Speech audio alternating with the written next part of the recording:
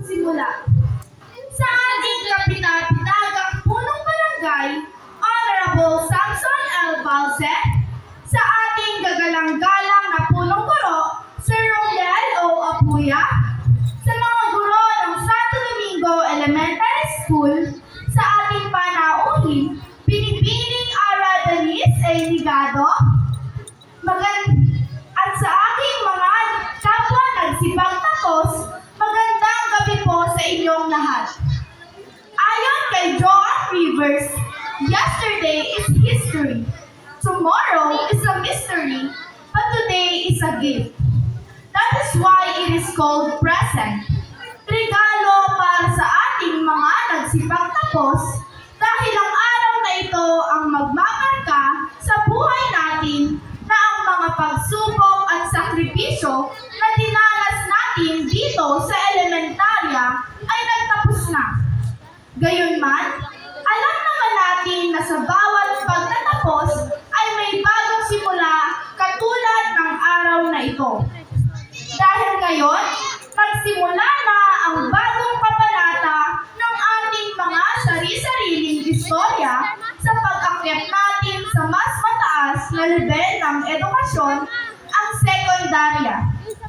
Ang araw na ito ay araw ng selebrasyon, hindi lamang para sa atin, kundi para rin sa mga taong sa atin ay walang sawang sumuporta.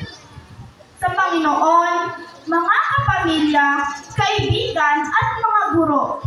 Ang tagumpay na ito ay hindi natin makakamit kung hindi dahil sa kanila. Ang Kawikaan, Kapitulo 22, versikulo 6 ay nagsasaad. Ituro sa bata ang dapat niyang lakaran at hanggang sa paglaki, hindi niya ito malilimutan.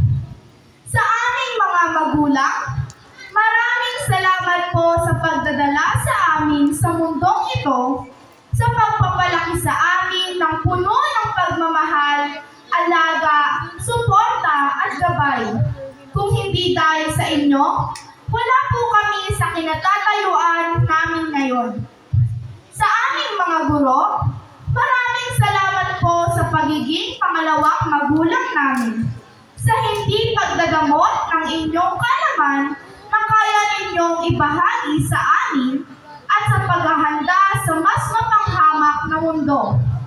Higit sa lahat, sa ating Panginoon na pinagmulan ng lahat ng bagay na kung hindi dahil sa Kanya, lahat ng bagay na meron tayo ay hindi mapapasa atin kung hindi dahil sa Kanyang walang katapusang pagmamahal at pagmamalasakit.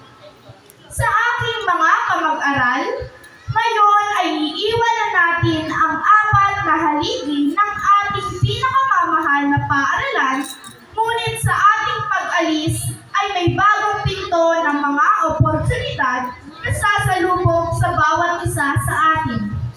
Saan mang paaralan tayo dalhin, huwag nating kalilimutan ipakita sa lahat ang mga natutunan natin sa paaralang ito at bigyang pugay ang mga naibigay sa atin ng institusyon